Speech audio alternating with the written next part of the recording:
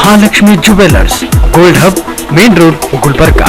ಕರ್ನಾಟಕದಲ್ಲಿ ಏಪ್ರಿಲ್ 23ರಂದು ನಡೆದ 2ನೇ ಹಂತದ ಕಲಬುರಗಿ ಮೀಸಲು ಲೋಕಸಭಾ ಮತಕ್ಷೇತ್ರದ ಅಭ್ಯರ್ಥಿಗಳ ಭವಿಷ್ಯ ನಿರ್ಧಾರ ಮಾಡಿರುವ ಮತದಾರರ ಮತಗಳನ್ನು ಕಲಬುರಗಿ ವಿಶ್ವವಿದ್ಯಾಲಯದ ಸ್ಟ್ರಾಂಗ್ ರೂಮ್ ಒಂದರಲ್ಲಿ ಜೋಪಾನವಾಗಿ ಇಡಲಾಯಿತು.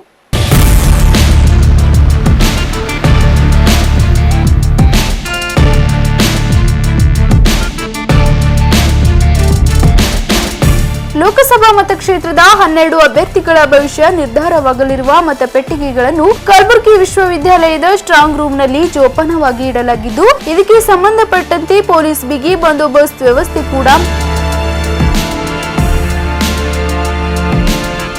ಕೋಣೆಯ ಸುತ್ತಮುತ್ತ ನಡೆಯುವ ಚಲನವಲನ ಕುರಿತು ಸಿಸಿಟಿವಿ ಕ್ಯಾಮೆರಾ ಅಳವಡಿಸಲಾಗಿದೆ.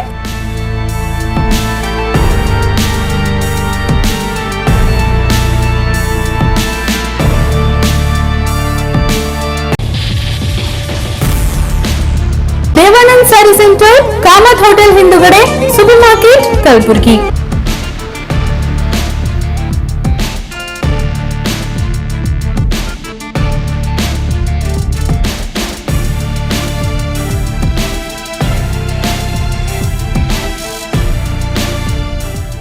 ಇದರ ಹಿನ್ನೆಲೆ ಜಿಲ್ಲಾಧಿಕಾರಿ ಆರ್ ವೆಂಕಟೇಶ್ ಕುಮಾರ್ ಅವರು ಸ್ಥಳಕ್ಕೆ ಧಾವಿಸಿ ಭದ್ರತೆ ಕುರಿತು ಪರಿಶೀಲನೆ ನಡೆಸಿದರು.